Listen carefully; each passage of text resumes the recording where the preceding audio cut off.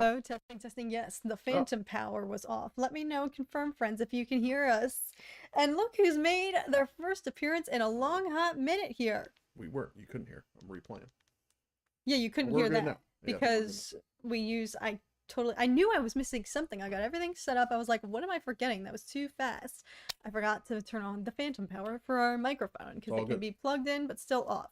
We were talking about sandwiches. Yeah, Tom was reviewing his Jersey Mike's lunch order. But Tuesday, Yes. It is Dork Discourse Tuesday, friends. Get up!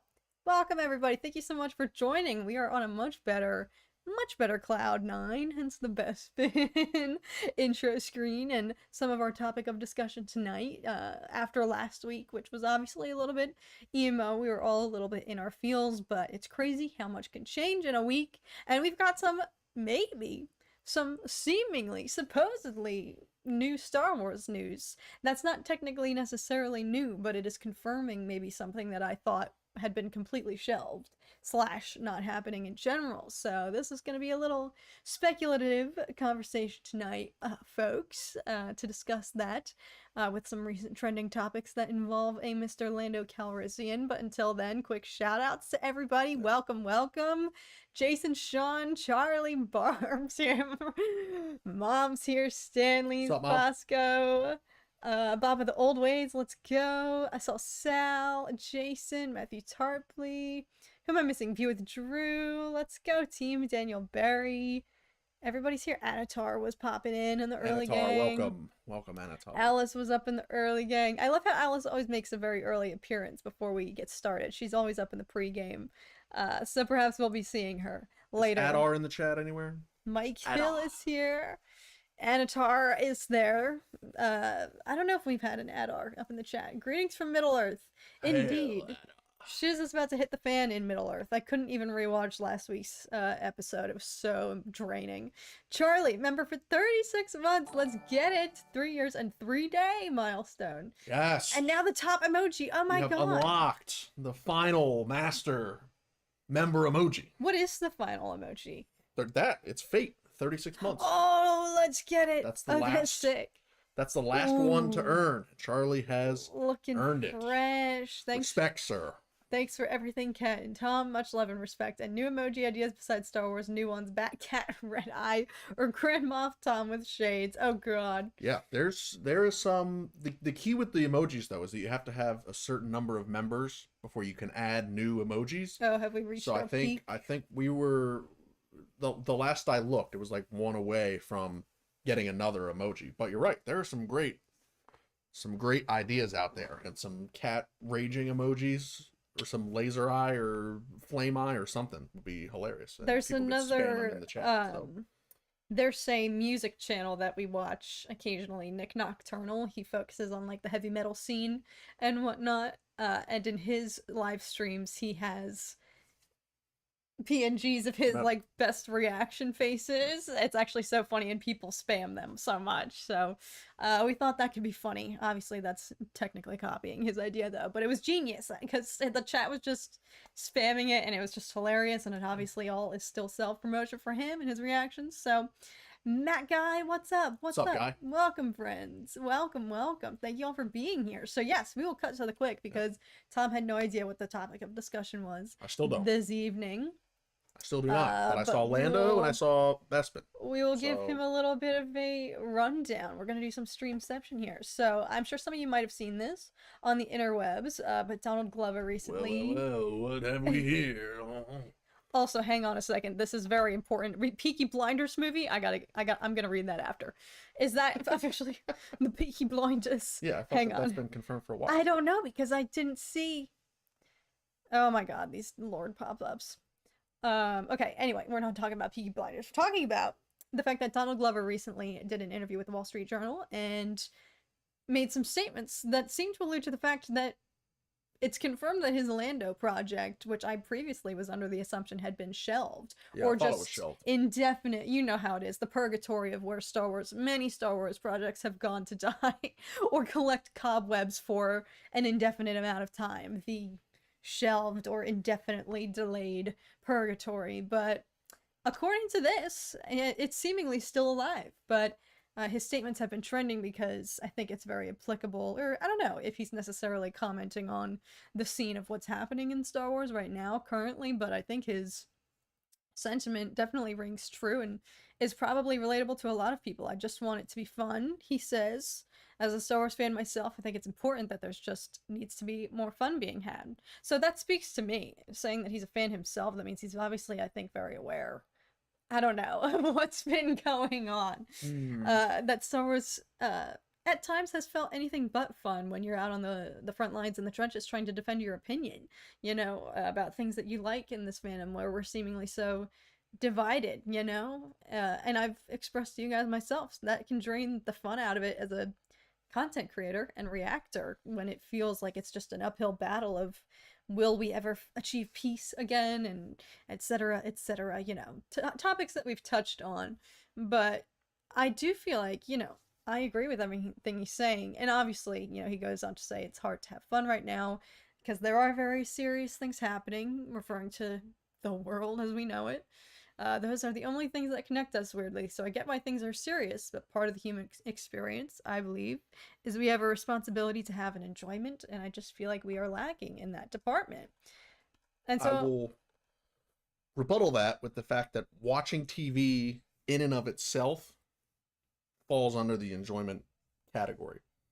Whether it's serious, whether it's depressing, like if you're sitting down and watching a movie or a TV show or reading a book or listening to a podcast or watching this stream right now, regardless of what the content is, it is, I think, falls under the enjoyment and the escapism category of distracting yourself and getting invested into something that is not your day-to-day responsibilities. So it provides that escapism. So I don't think that you have to have a lighthearted, fun story to enjoy entertainment as a part of the human experience. you think that's what he's alluding to, that this has something to do with the intended storyline? Is that your interpretation, that he wants the story itself to be fun? I just want it to be fun. But that could mean anything. That's says. general. That's a generalization of it in general. You could say Revenge of the Sith is fun at times, but then also turns into some of the deepest, darkest tragedy you've ever witnessed. I didn't take that as the story itself is going to be just fun.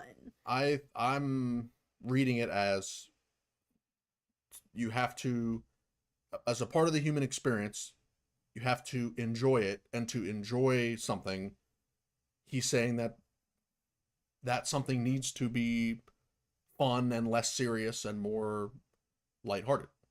So I kind of disagree with the tying of the two together, because Revenge of the Sith, fantastic example, is my personal favorite piece of Star Wars anything ever, and it is like the darkest, most tragic,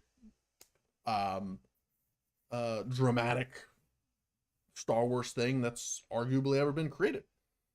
But I would watch that movie every single day of the year. I know. And use that as a way to, in my piece of enjoying the human experience. And yeah, there are some funny lines and whatnot in there, but certainly not the overall tone of the movie.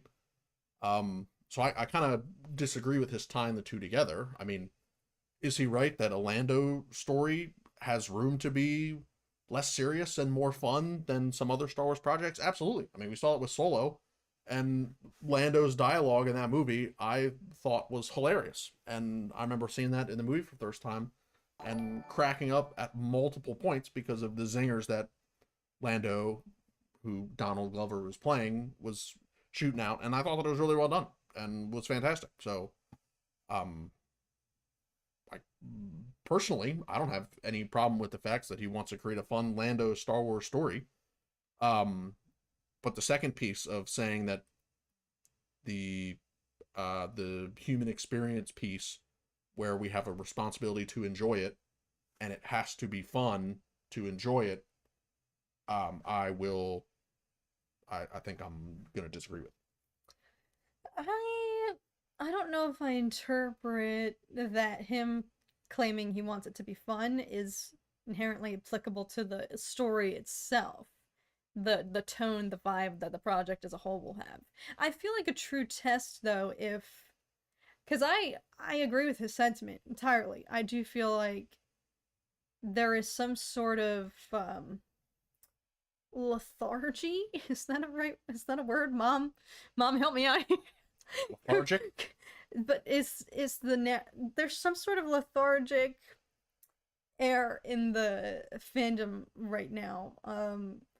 A slump, if you will, that I feel like maybe could have been predicted with the number of projects, the number of Disney Plus projects, the lack of theatrical releases that is now equated, or at least comparable to, I feel like, the kind of plateau that Marvel has had, where people, I don't know, it's just, I don't know, people's investment has perhaps, I don't want to say dropped off, but the state of where we are right now as a fandom in Star Wars, we are anything but fun. We are out in the trenches. It is, I would describe it as people have reached that plateau. Myself, maybe I'm also just speaking as anecdotal, myself included in that though, and I've seen more people than ever express that their passion has just been drained by all of the tension that's been happening in the fandom. So all this is to say, I agree that perhaps we've lost the plot. We've lost touch with what Star Wars was for all of us as kids, that innocence that we all have watching this franchise. Perhaps that's why Acolyte was not so well liked amongst people who didn't enjoy seeing the heroes, the Jedi being portrayed, in a different unfavorable light. So much of, I feel like, what we all felt tethered to Star Wars as kids, when the fun was the only thing, Yeah, was it traumatic when I was 9 years old watching Anakin burn to a crisp on Mustafar? Yes. But I still looked at Star Wars as a fun nostalgia of my childhood, and now it carries a different weight. But I feel like a true test will be Skeleton Crew is where I'm going with this, because my impression of that show is that it is going to be fun and it is going to be lighthearted. But that's not to say that kids shows. This was also a big debate on Twitter. Neither of us are Minecraft fans, but I'm sure you've seen some of the buzz surrounding that trailer and how I haven't seen it, poorly received. I've seen that it's been a talking point. Yes, it's seemingly not gone over very well, but it has sparked a larger discussion about kids content, the quality and the expectations, and how just because something is marketed as a kids show and that it's going to be fun and lighthearted, that does not imply that it's devoid of serious themes, just as we've talked about with Avatar: The Last Airbender. Yep. That's like one of the best shows ever, and yes, it can be classified as a children's show, but in my opinion, it's anything but. It's generational. So all this is to say, I do feel like Skeleton Crew will be a true test of whether fun is what we need in this fandom, because people are already bashing that show, unfortunately, I feel like, but that's just to be expected anymore with Star Wars, because people have made it their careers to do nothing but tarnish it and prematurely roast it before it has even seen the light of day on Disney Plus. But I do feel like it'll be a test. I think tonally it's going to be so much different from every other live action Disney Plus release that we've gotten.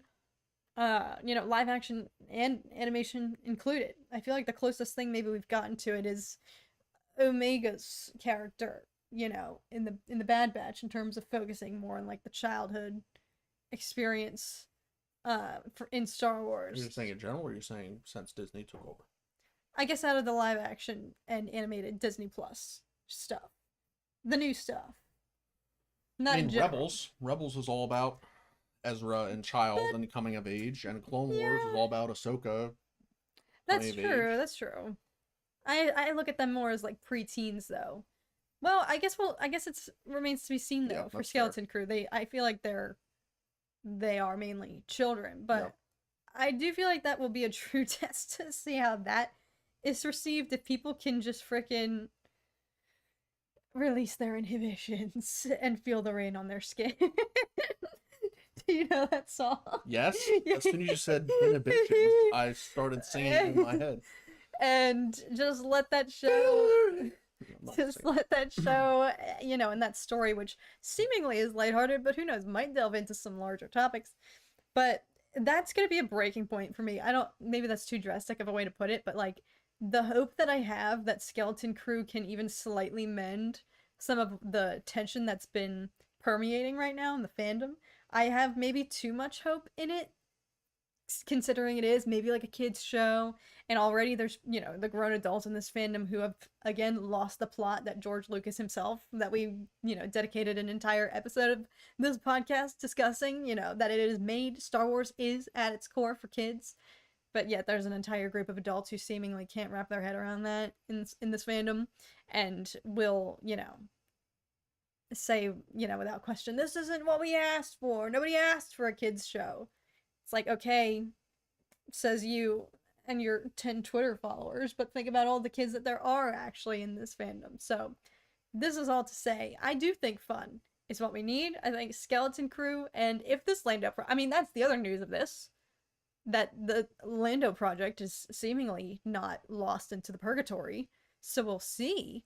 But also, I feel like, please tap back into this. This could be a pipeline to restore what is at the moment lost with the Solo, you know, mini franchise, the niche of Star Wars that I feel like suffered so much unwarranted, you know, I don't know if anyone necessarily hates Solo, but I just feel like people didn't give it the time of day that it deserved. And Well, I think the real kicker behind Solo 2, make Solo 2 happen, is really a make Crimson Dawn and Kira and Darth Maul happen. Yeah. I don't know if it's True, as much true. as, yeah, we want to see Han Han himself? and Chewie continue versus the dangling fruit at the end of, oh yeah, we're going to give you Maul, we're going to give you Kira, and we know that Kira's going to go meet up with Maul, and then they're going to continue on the Crimson Dawn legacy.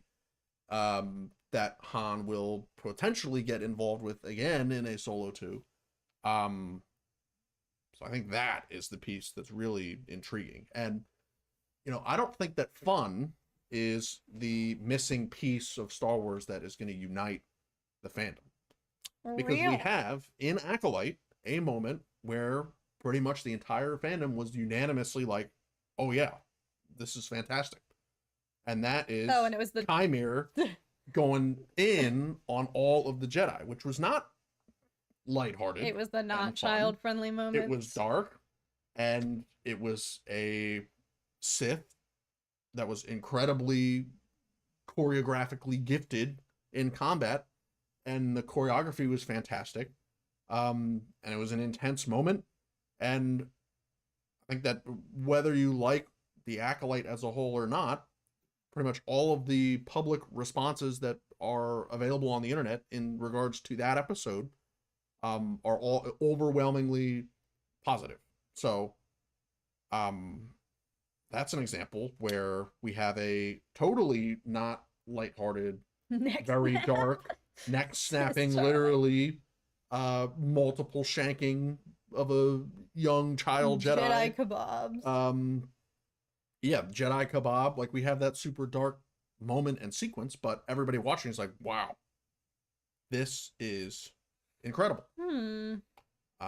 So I don't think the tone and the theme, and I don't think there's one thing that is going to pull all the fandom together. But the thing with that moment is that it stood out among all of Star Wars as a fantastic moment. You can also have moments that are incredibly fun and lighthearted that stand out across all Star Wars projects. My favorite fun, lighthearted moment in all of Star Wars is probably the end of Return of the Jedi. And you've literally got Ewoks banging on stormtrooper drums with an incredible song, and it's just people smiling at each other. And it's the end of the movie, but it's incredibly lighthearted. And it just stands out to me as one of the greatest scenes in all of Star Wars. And I can't say that I've seen too many people bashing that scene or have negative things to say about that scene at all. But that's a totally different tone, but it stands out as a really fantastic moment. So I think you can have, like, if it's something new and stands out as a very special moment on its own, regardless of the tone or how it fits into the rest of the project as a whole, Every project's gonna have standout moments that as close as you can get to everybody watching will be like, wow, that was a special moment. I love Will One's comment. Wait, what's the new Star Wars drama now? Nothing at the moment, knock wood. It feels like every day we're on the verge that there could be something, but things I think have actually simmered down as of late, and I think the post Acolyte cancellation coming at each other's throats energy that has previously been, pretty predominant in the fandom has kind of boiled over at this point, and now it's like, Sal's point. I liked Sal's comment earlier. It's not that I'm not excited about Skeleton Crew, but to follow up Acolyte when that was a very heavily contested and debated show that seemingly split people onto a spectrum when it comes to how they felt about it. Maybe Skeleton Crew. I myself have questioned what was the decision behind those release schedules because I do feel like Skeleton Crew is going to be a show that more people will hopefully just leave it if they don't like it. Not get as wrapped up in the hate campaigning as they were with the Acolyte, but who knows? But I admittedly have also questioned that, the decision making behind that process, although I can't say for sure that anyone would have anticipated Acolyte being as divisive as it was, so I don't know what their thought process was. But that is a fair point that Sal made. We're kind of just dormant for now, heading on to Skeleton Crew, but it's maybe not the project everybody wanted. I think Andor Season 2 would have been better to follow up Acolyte. Or would it? I think regardless, everything so far on Disney Plus, except for original Mandalorian and Kenobi, I don't think they have really made it appeal to the masses, meaning people who are more casual Star Wars fans who have seen all the movies but aren't motivated to get a Disney Plus subscription to watch these shows. Like, I have so many people in my life who have seen all the Star Wars movies but don't know the first thing about any of the Disney Plus shows. And when I, just talk about it in casual conversation, it's like, yeah, I don't really care. So it's like, there's all these Disney Plus projects that we've been talking about and watching, for the last 5 years or so since Mando Season 1 came out. But I think that still, except for the very beginning of Mando and Kenobi maybe, have really appealed to the mass Star Wars audience, which is the majority of the population of Earth. It's still a very small subset of people who have seen Star Wars that are on Disney Plus watching the shows. So I think that the handicap for this whole discussion, which we kind of talked about this a few weeks ago, is that, like, yeah, they're releasing all these shows, but they're not at the same level in terms of general public interest as the saga films, Rogue One. It's not at that same level yet, and maybe that just comes with the platform of having streaming service. Maybe it has to do with the marketing, which I know is your big talking point, Star Wars marketing, where it's not given the hype. I mean, I think with television, you've got to have a story that progresses from season to season. A lot of these shows are up in the air if we're ever going to see a second season, or if it's just a 2-season thing, and you already know how it ends, then that could be a reason why it's not very motivating for a general audience to go and watch it. Who knows? There could be a bunch of reasons, but I think that is a reality here where we're talking about the fandom and being in disarray and one side versus the other, all this stuff. But the reality is it's a very small percentage of the total global population of Star Wars fans that I think that Disney Plus is geared towards the small section of that population that are going to watch everything Star Wars that ever comes out, which is us and probably most of the people watching here.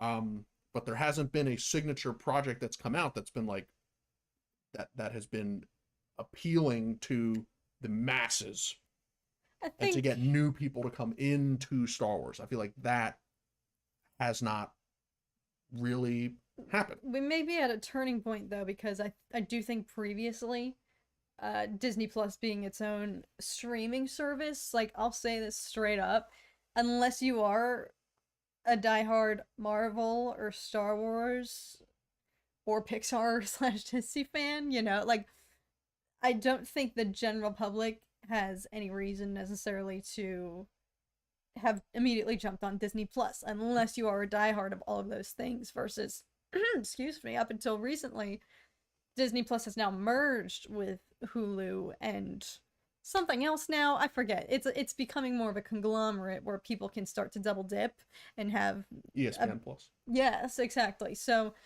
that I think might be a helpful merger. I think to spread the content and make it more accessible because again, I really don't think I'll say this straight up as a Disney Plus fan. I don't know, but I do think people didn't have a reason to subscribe to it. You know, it's not something like it's very niche specific It is. content. I don't think of a Disney Plus show. It's like fill in the gaps. It's Yeah, like yeah. if you think of Star Wars as a house, be careful with my words here, but the saga films are the foundation of the house. But then you've got the animated shows and the Disney Plus shows that add the polishing and nice furnishings and furniture and interior design that kind of builds the whole thing. But the foundation of the house dictates the entire scope and grandeur of the potential of the project.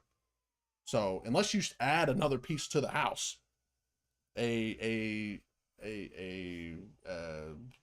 attached garage or a finished basement or a loft, like unless you adjust the foundation, which I think ultimately Star Wars at its core is theatrical and for the big screen, then all these shows it feels like are just filling in the gaps and making the interior of the house look nicer.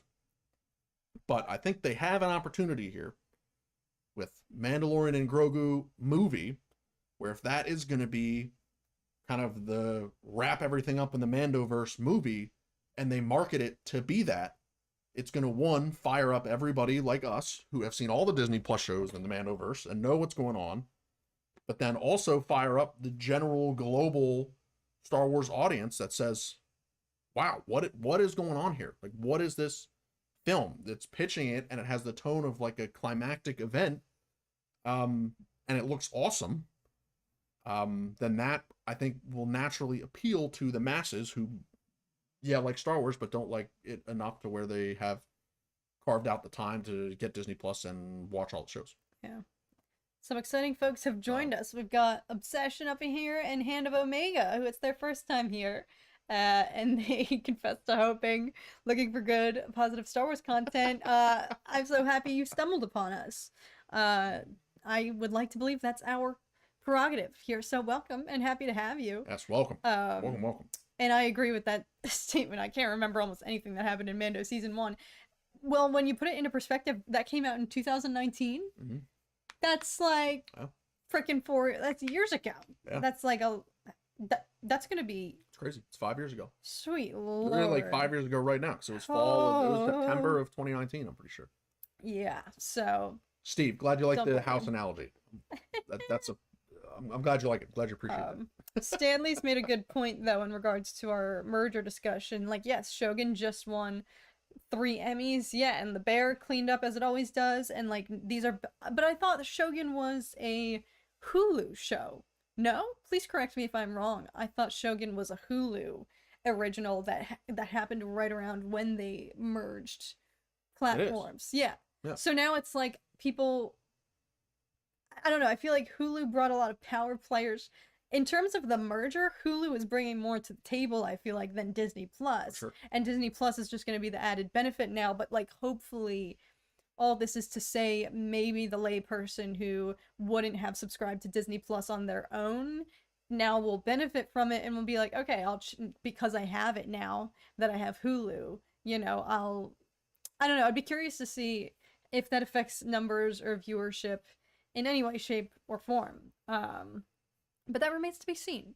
Again, though, I don't know if Skeleton Crew is the right show to test those waters, because I don't know necessarily I don't know. We will see. I feel like Skeleton's Crew is going to be a sneaker. It's going to sneak up on us and be like shockingly. I feel like people are underestimating it right now because it's just children. But again, like you don't look back on Avatar: The Last Airbender and say that's just a kids show. You look back on it and say that's the best thing I've ever watched. So I'm not writing it off. Yeah. No, you can't write it off. No one should write it off. Wasn't Shogun an FX show? You're probably right, and FX is like the FX to Hulu pipeline. Shogun is an FX Hulu production, so is The Bear, Reservation Dogs, Old Man, English Teacher, What We Do in the Shadows, best show ever, can't wait for the final season, and so on. So yeah, I hope you're right, Kat. I hope so too, Sal. We will see. So long as this isn't ranting against woke stuff, I'll stick around, just letting you know up front. Don't worry. We rant about those people. No. We rant about the... Don't worry, you're good. Yeah. This is just cracking me up. Woke is not... If we're going to have criticism, it's not... Woke is not I don't think we have ever uttered that word here. No, we rant about those people who use that type of rhetoric to degrade the shows and the content. It's not that far. We don't go after anyone else, but we don't critique a show based on that. Yes. So we will critique shows for sure if we have them, but not for that reason. Josh is here. Let's go. Member for 36 months as well. Holy smokes. And there it is. Hey, Kat and Tom. Sorry I'm late. Don't be sorry at all. Hope everyone is doing good. Wow. 3 years as a member. Yeah, that's holy shnikes. Yeah. Thinking about Mandalorian being 5 years ago, and half my members have been around for that long. My gosh. That is wild. Thank you so much for being here. Hopefully I'll be seeing you and some of my other members in my... I'm going to be doing a stream tomorrow, members only watch party for our Reactober series coming up. I think I hinted at it with you guys, but yes, that's going to be October's content theme for the month. I'm already regretting it, which is why I'm summoning. I need backup. So I'm rallying the members because I'm delving into some of the more scary films now that I'm going to be reacting to. So we're going to be doing Exorcist tomorrow, and I need moral support. You're going to watch it in the middle of the day? Heck yes! I'm not watching any of these at night. I'm only 2 movies deep, y'all, and I'm already having nightmares. I'm gonna have to start taking some melatonin to get through this. So thank you guys in advance, my members, for being there for me. But that stream is tomorrow. Yes, probably gonna be around noon Pacific time, but it will be up for you guys to watch. You know, the unfiltered, unedited reaction, even though if you can't catch it live, but I might start enlisting my members as we delve deeper into some of these Reactober. I created a lofty goal for myself, and I'm beginning to question if I can get through it, so I need your help, y'all. Another topic that I wanted to discuss. Well, hold on. Before we go into that, there was a great comment from Han of Omega earlier. The Han said, I used to rewatch a lot of stuff, but these days only watch stuff once. Does anyone else do the same? And I think for our case, for a lot of the majority of the Disney Plus stuff that's come out, that's kind of been what we've done. I mean, we'll rewatch like the last week's episode leading up to the current week's episode. But in terms of going back and rewatching the whole show, I think did it for Kenobi a couple times. Maybe I know when Mando season 2 was coming out and season 3, I think we rewatched both Mando season 1 and 2 in their entirety all the way through. Mando's probably what we rewatched the most. That and Kenobi, I think. But I don't think, like Boba Fett, I don't think I've ever, except for the first few episodes, except for Mando, the Mandalorian episodes of Book of Boba Fett, rewatched those a couple times. But like Andor, I don't think I've rewatched any of the Andor, the whole series, whole season 1 in its entirety again. I don't think we've watched. We typically rewatch if we need to pregame for the second season coming up. That's usually when we do. But I mean, I've seen Revenge of the Sith how many times? It's also been out since we were 9 years old. Yeah. So it has an unfair advantage. I would watch it right now. Do you guys want to watch it right now? Let's watch it right now. Here, we'll stream it. We'll share it. Kidding. But like, yeah, I think what it goes back to the house analogy of we haven't had something that adds to the foundation of the house of Star Wars in a long time. We should get merch where it's a house and it's House of Star Wars and the logo on it. But the House of Star Wars hasn't had a new addition, huge piece of foundation added to it in quite some time. I think that when we get back to the theaters with Mando and Grogu, and even James Mangold First Jedi, Rey movie, that stuff I think is going to has a much higher potential to really add to the foundation of the house. So, which I think when you add that new foundation, the rewatchability is much higher. Yes, like Sal's point here, Andor is so much better as a 2-day binge. Yeah, because so much of that show, because it was structured in the 3-episode arc increments, I can't wait to rewatch it all, which I don't know if we've even done. I can't wait to rewatch the whole show, start to finish now, to head into season 2, whenever we get that next year. But because I'm sure it does flow, and it's just so much more satisfying, I imagine. That's why I'm curious. I don't even know if we have a release date, so I guess we wouldn't have. They did a 2-episode. Well, did they do the first 2 or first 3 episode premiere? For what? For Andor. They did 3. They did 3? They did 3. So it was that 3-episode arc. First 3. Because it was all 3. It was 4 3-episode arcs. That's right. So for the show. I imagine if that's going to be a similar structure going into season 2, they would hopefully do that again, and we'll be awake till 3 a.m. That's right, because I got to bed at like 4 a.m. that night. That first night it all came out. So we'll see. But yeah, to your point, everything you're saying might, as Bob of the Old Ways is saying, that might change come, the dawn of the new theatrical age for Star Wars, which seems to be the direction we're heading into. So we just have to kind of wait it out. But 2025 is already going to be the first year. That's when we're getting Mandalorian and Grogu. So is that next year? They released that fact check me on that, folks. Snippet trailer at fact check me D23, right? I could be wrong. I feel like 2026 was originally the first date to anticipate for the Rey film. Then I think Mandalorian and Grogu came into the mix and is coming out earlier. Because I have 2026 in mind, but that could just be from the Rey movie. I feel like Mando and Grogu is going to be earlier. Let me know. 2026 says Daddy Josh. Okay, so maybe I just spread lies. I believe it's... Alright, I did just spread misinformation. Sorry, everybody. I'm getting too excited. I am getting way too excited, but... Spring of 2026? Daddy Josh? Hopefully. Father? And then Rey would be later that year, maybe? Well, we'll see. But another one, 2025 is Superman. Oh, okay. Maybe I'm just mixing up my franchises, but one of the topics of discussion tonight that was inspired completely by something unrelated to Star Wars to touch on, that I've noticed, I don't know, this transcends Star Wars. I used to think the issues of gatekeeping and... Can you provide a definition of gatekeeping for those who may not know what it is? You don't know what gatekeeping is? I didn't say anything. It's like, kind of what has happened a little bit with the Acolyte, fans, or it all kind of goes back to the term of the fake geek girl. It doesn't all go back to that, but fake geek girl, or the implication that some of us only like Star Wars just because we can profit from it as that girls can't be real fans, or get out of the fandom, you're only 12. I was there in the 70s when the first movie came out. I was in the trenches waiting in the line. These 12-year-olds who have the sequels aren't real fans like I am, like the urge to restrict other people from flourishing in the fandom and wanting to see it grow beyond the bounds of your own comfort zone, your niche. For example, this is why I said it transcends Star Wars, because you see it in the NFL with the surge of Taylor Swift and Travis Kelce. That brought an influx of 13-year-old, girls who've never watched football before. That's stereotyping Taylor Swift fans.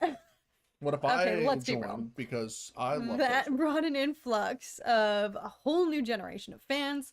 Young girls, teenage girls who'd never watched football before, actually wanting to engage with the NFL, and older men, older football watching dudes being really irate about it. It's still happening this year. Are you pointing to me? No, I'm not gesturing to you. Sorry. I'm gesturing to an invisible older man. But yes, as Tegan says, I'm sorry, I probably just botched your name. Gatekeeping shows is in so many places, right? I used to think this was just a Star Wars fandom. It happens everywhere. And as Hand of Omega says, no franchise should cater to only one group of fans. Healthy ones should have a variety of fans. Exactly. Gotta bounce, y'all. I'll catch you in the rewatch tomorrow and also in the horror stream. Thank you, Daddy Josh. Please be there. Daddy, go Cowboys. That's right. No, Daddy Josh, no. That's right. They looked great last week. Please, no. But the Eagles threw hard last night, so. Okay, but we didn't lose by an embarrassing number of points. Anyway. All this was sparked. This was all inspired by non-Star Wars. For those of you who know, Tom and I are metal fans. I've talked about this in other streams before, but I saw this topic was inspired by this tweet that I saw. Crazy find at H&M ? And that is a Bring Me the Horizon logo, for those who don't know, which is a heavy metal alternative rock, honestly also pop, band. I don't even know how I would describe them, but there's no way to describe them. There is no way to describe them. But I saw that this tweet sparked some discourse about people getting upset, Bring Me the Horizon fans or just older metal fans being upset by, oh, God forbid it's accessible, it's like mainstream, that you could get their shirt at H&M. Like, what, are fake people just gonna go and buy that shirt because it looks cool? And the question is, like, who the heck cares? Why not? So I saw that on Twitter, and I saw that's the internet talking. The outcry. No one would go up to that person on the street if they're wearing the shirt and be like, no. Oh, you like Bring the Horizon? Name 10 songs that you love. But it's happening now with, who is it, Oasis? It's having a reunion, and there's already been so much heat and discourse. Yes, Wonderwall, I think. There's been a bunch of discourse about older OG Oasis fans being really angry that they're not going to be able to get tickets, or they're going to get beat out for, these reunion tickets by 16-year-olds who just want to go hear Wonderwall, who don't know any of their other, artistry, their other music. And whatnot. Oasis doesn't care because money is money. Whether you're a 12-year-old or a 212-year-old, you still have to pay money to go see them. And it's full business, so. Guitars and Death Stars, are you Australian by any chance? If you saw Bring Me the Horizon with Sleep Token, were you at the show where Ollie Sykes and one of the performers from Sleep Token duetted? I mean, the username is Guitars and Death Stars, so you're appealing to a rock, metal, probably fan and a Star Wars fan. Okay, wait. So. I mentioned Exorcist, and now everybody's mentioning Exorcist. Made my blood run cold. It was so unsettling. Stop. Y'all are making me scared. But yes, as Tegan says, gatekeeping happened to the Metallica fan group. Oh, with Master of Puppets? When that once... Yes!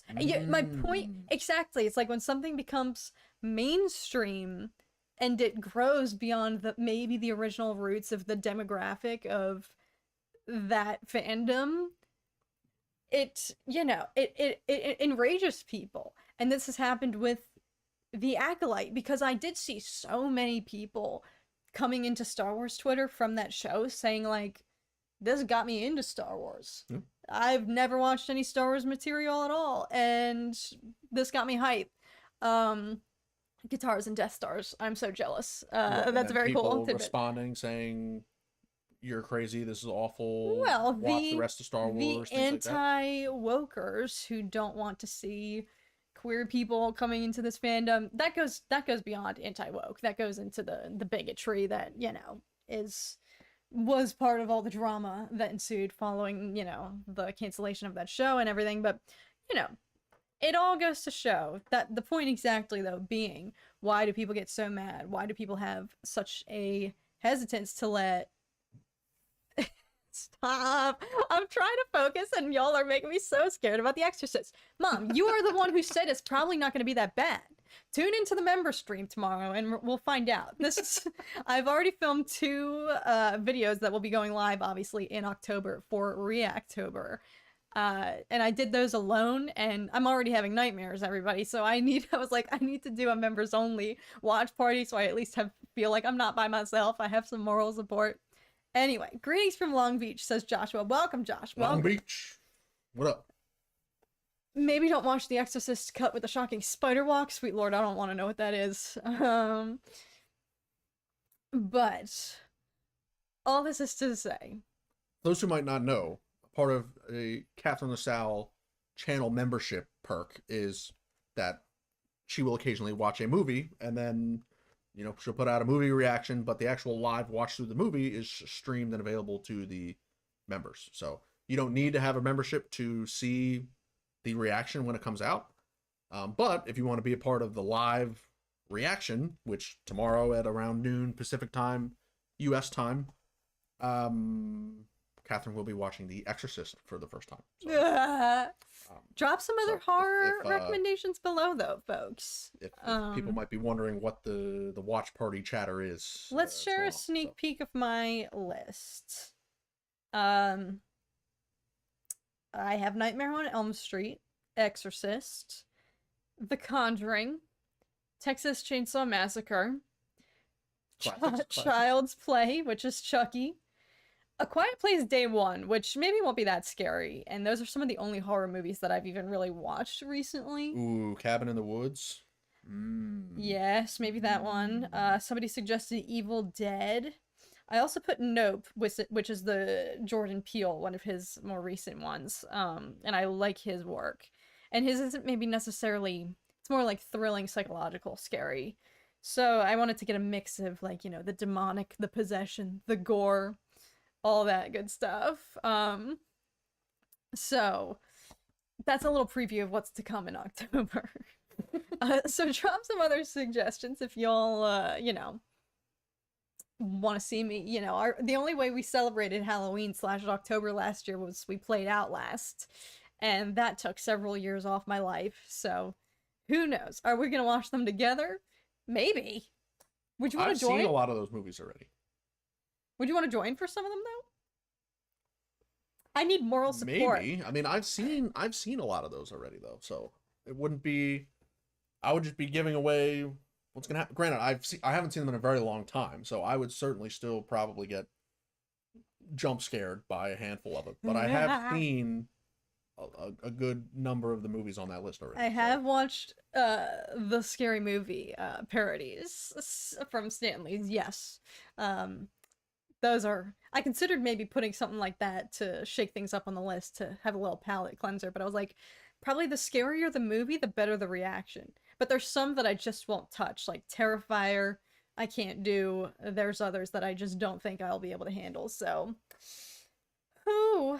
Okay, anyway. So I'm looking at the title of the stream, and it's Why Do Fandoms Gatekeep? Yes. I mean, bring it back. I think theory of mine is that, like anything, if you put time and energy and your heart into something, you would want to naturally, human nature, feel like there's a sense of protection of that thing, right? Like you have a significant other, like a wife, who you have opened up your heart to.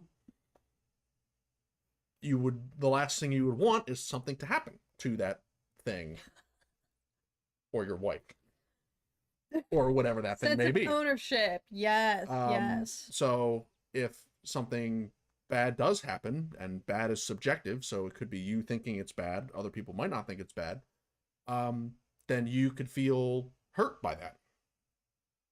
And so if you are a Star Wars through and through lover, you've seen everything, and then a project comes out and you think it is a tragedy and you hate it and it's the worst thing ever, and then someone comes in and says, wow, that's great, at that point you've associated Star Wars with yourself in some way, and you could interpret that as an attack on you, because you feel like this is you're someone saying they love this thing is a part of you, and ironically, since you hate it, it's a reverse psychology type of thing. Versus the other way around too. If you say, oh, I love this thing, like I say, oh, Revenge of the Sith is my favorite, I love it so much, I've seen it a million times, but then here's someone who says Revenge of the Sith is the worst movie ever, it's corny, it doesn't make any sense, yada yada yada. It's like, oh, well, okay, all right. And you could interpret that as, oh, because I love this thing so much and you hate it, you must hate me. When the reality that's not true. Oh But since god. you have personally associated yourself with this thing that you love so much, someone comes in and says, "Oh, you like that? That is trash." Then you're like, "No, you're trash." You Okay. insert expletive there about that Okay. person. So I think that it's a sense of ownership and it's association with yourself because you love something so much, versus like a someone who just watches a movie. They're like, "Oh yeah, that was pretty good," and then some other person who just watched the movie was like, "Yeah, I didn't really like it." Like, all right, great. Like, you want to go just grab a beer or go do something? You want to hang out, do something else? It's like way more casual. So Toby makes a really good point here that I think identifies how this applies to the Star Wars fandom. Specifically, people will always view others' opinions as a personal attack on themselves, and it's just sad. that's And a I great feel summary. like that has especially become prominent now because Star Wars, I feel like, has been divided into some very extreme ends of a spectrum here, where there are the anti-woke, people who are just generally racist, misogynistic, never would have watched Acolyte to begin with and made it their life's work to hate campaign against it. And then, of course, But unfortunately, that's a minority. yes, To be clear, the point it's is, a very though, small minority. the point is, though, it made it impossible to have Acolyte discourse without,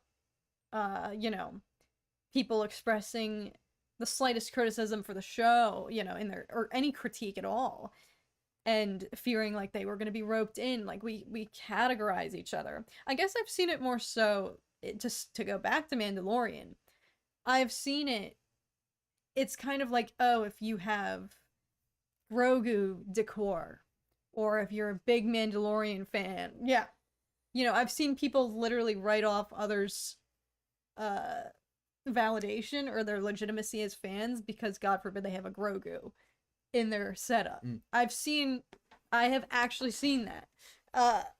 As if to suggest that you're like a certain type of fan, or you're where did he go? Got tossed out the door. Where did he go? Grogu can fly. Tell me he didn't. The bathroom's right there. Please tell me he didn't fly into the bathroom. I don't know. Grogu flies where Grogu wants to fly. He's okay. Grogu's okay. Good. I'll hold him. Grogu is a good boy. Okay. Did that Grogu doll on the couch just move? He's like the elf on the shelf.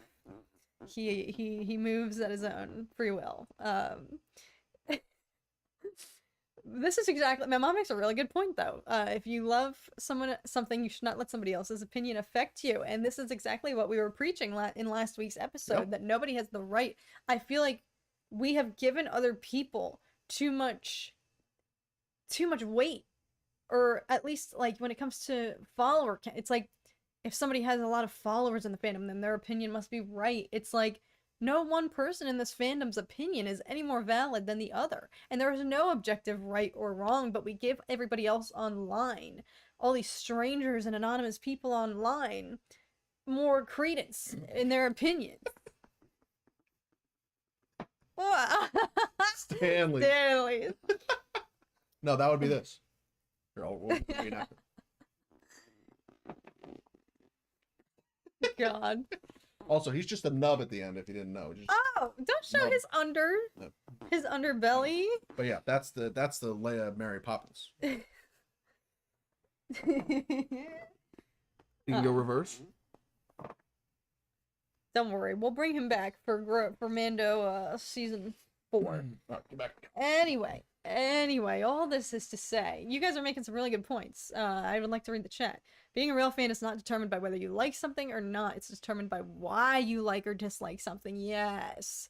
And that's why there has been so much, drama, boiling over in the fandom right now, because it's very clear that there are so many people. Yes, as Tom would say, they are the loud minority, but they simply refuse to leave the fandom, even though they seemingly hate everything new that comes from Star Wars, and they are the ones who will frown upon you and say, oh, you must be a Disney Star Wars fan, therefore your opinion is illegitimate and void, and you don't actually have a say in all this. people online, who cares what they think? Well, but it's like I fall victim to that too. I give other people, like, who hate comments or my own haters, I've been guilty of giving them way more of my own energy than they deserve because I don't know, maybe that means I'm just chronically online, but I do think that applies to all of us in the Star Wars fandom.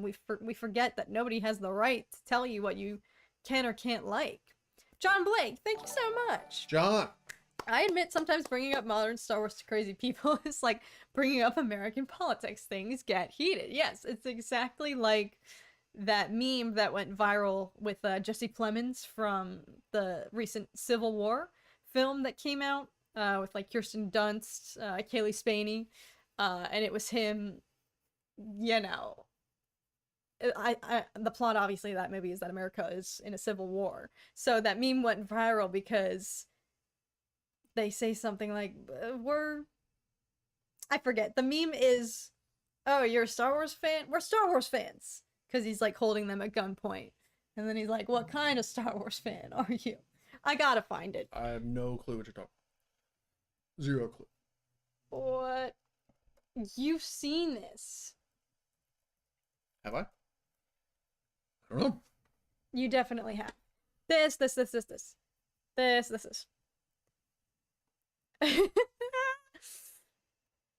Load. Oh no, don't take me to X. Ay. Oh no, my computer is overloaded. Ah! Okay, come on. Zoom. You gotta just go to it. No. Okay, we've zoomed in enough. Here we go. For reference. We're Star Wars fans, okay? Okay, what kind of a Star Wars fan are you? Meaning, oh, are you a Disney Plus fan? Are you an XYZ fan? This probably hits harder if you've actually seen the movie, but that's how it is now. Whenever you go and talk to a new person about Star Wars for the first time, even us when we went to go see the Acolyte first 2 episodes at our local theater, we sat next to this couple and we were talking with them, and everyone broaches the subject with the same like attitude, like, so what other Star Wars do you like, or like what kind of fans are you? Because it's become so divisive and we categorize people like, oh, if you like the sequels then you must have a bad opinion, like what you were saying, if somebody likes what you dislike then it inherently becomes like a personal affront. So everyone's been sharing some good comments here. So thank you, John Blake, again, for that super chat that segued into that. It honestly is a great meme. Yes, Tom didn't laugh at it, but I think it's great. Well, I don't get it. We have to watch. If you've watched that movie, let us know, because I'm trying to get Tom to watch it with me. What is it? Civil War. It just came out on it's on HBO Max and Amazon Prime. Let me know if you guys have seen it. All this is to say, like what you like. Don't let anyone try to keep you out of the Star Wars fandom just because, God forbid, you're a sequel trilogy fan, or you have a Grogu piece of merchandise, or you watch Disney Plus shows, or you don't watch the Disney Plus shows. It goes both ways. Like we were saying, we both have diehard Star Wars fans in both of our lives that haven't watched a single Disney Plus series, and that doesn't make them, in my opinion, any less of a fan. Yeah. So it's sad, actually, that they don't feel motivated to watch the shows, because it just speaks to the state of what we were talking earlier about Star Wars not appealing to the masses currently. But hopefully the theatrical return will bring back some of that fire. Mike Hill, member for 27 months. Let's go. Y'all are reaching some wild milestones. My goodness. Everyone has the right to like or dislike anything without being criticized. Amen. Is that fire-breathing Godzilla? Is that your profile pic? It kind of looks like it. Nice. Nice. Joshua, how do you take your cheesesteak sandwich? With whiz and pizza sauce. If it's a chicken cheesesteak, buffalo, blue cheese. How do you take your cheesesteak? I don't. Y'all know I'm vegetarian up in here. She's from Philadelphia. Born and raised. Never had a cheesesteak. Listen, even before I've said this, I don't need to defend myself. Even before I went vegetarian, I didn't eat much meat. So, anyway, do you have a poll idea to close us out for the evening? Alice says, "What's whiz?" Alice, fantastic question. Whiz American is cheese something. in a can. Aerosol cheese. It is fake, sprayable cheese in a can. And when you melt it down on nice hot meat and bread, oh, it's delicious. Fantastic. If you ever find yourself in Northeast United States, specifically Philadelphia, grab yourself a cheesesteak. Because it is lovely. Thoughts on Dune? Freaking love that franchise. Oh my god. Love those movies. Can't wait. I'm so glad that they're going to finish off with Messiah, which was one of my favorite of the books. My favorite books are Messiah and God Emperor of Dune, so I don't think we're going to make it to God Emperor when it comes to film adaptations, but if we can finish with Messiah, I cannot wait to see the public collectively lose it. That's why I can't wait for it to come out. I want to just be able to talk about it with you. We haven't been able to fully dissect, the two of us, the way that they chose to finish out Dune 2.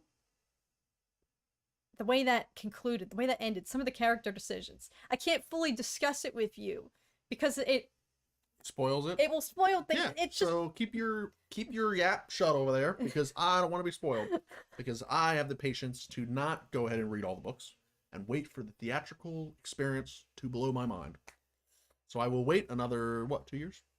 Probably. Another 2 years? Are we going to watch Lego Star Wars Rebuild the Galaxy? We watched the first episode, and I really enjoyed it. It had some good zingers in it, so I probably will keep watching just because it's nice, a fun, lighthearted something to fill the void. John Blake, thank you so much. We need Riz Star Wars with their big chins. That filter? Oh, like a whole movie with people with that filter applied to people's faces. It's so crazy. Those clips are hilarious.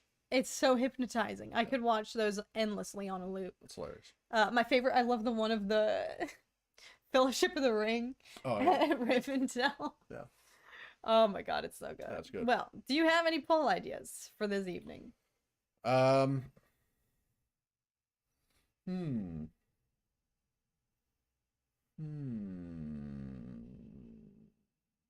Favorite cheesesteak toppings? Oh god.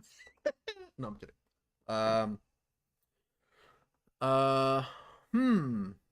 That is a great question. I mean, we've talked about news. Should we tie it back to Lando news? Oh sure, yes. Should we tie it back to that?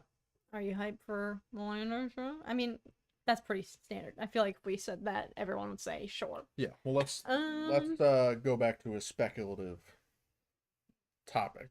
Will Jersey Mike's or Subway? Jersey Mike's, Charlie. I was team Subway for like my whole life, but I gotta give Jersey Mike's the nod. Tip of the cap to them because it is fantastic. I was gonna say, will the Lando movie involve Crimson Dawn? Ooh. Will this be a sequel and we get Crimson Dawn involvement? Or what? You know what? I wouldn't be... Now that we know, if that allegedly is still in the queue of projects to expect from future Star Wars, and now that we know... Again, I haven't really discussed Outlaws, and I'm not going to be doing any gameplay yet because I believe the video game strike is still happening. Mm-hmm. But I don't think it's an infringement of me to say. I think we know from the plot, obviously from the first trailer, that Crimson Dawn is a big part of that. It's one of the factions. Yeah, one of the factions that you can serve or whatnot. So I wouldn't be shocked if, because they've reintroduced that into the video game realm now, it's kind of becoming more prominent. Maybe everyone is thinking yes. Yeah, majority yes. We got 40 viewers, 14 votes. Let's try and hit at least 20. See if it evens out at all. I love Danny Boy's comment here. Let everyone enjoy Star Wars. Just don't go online after people that are enjoying it. just because you didn't like it and hate it. Exactly. You would think that logic is rocket science based on the way we treat each other. That just is a disclaimer on the entire internet. It doesn't. It's not just true. Star Wars. It's for whatever. If you were to go on and post something and say, "I love this," inevitably someone's going to come into the comments and say, "You love this? Well, you're You must be an stupid. idiot, and you have poor taste, and you're man, You're trying to curse? I'm trying to come up with clever insults that aren't expletives? and I realized that I can't do it. It's way harder for me than I thought, because like 3 things popped in my head and I was like, I probably should not say that on this stream. I'm throwing that out the door with it out the window, y'all, with these horror movie reactions. We did the first one I had to bleep it like 20 times. I can't say frick at some points.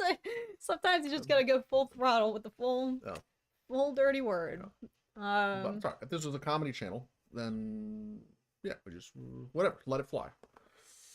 Let the clearly hilarious but crude comments fly, but we're not. So we're gonna keep it tame and PG.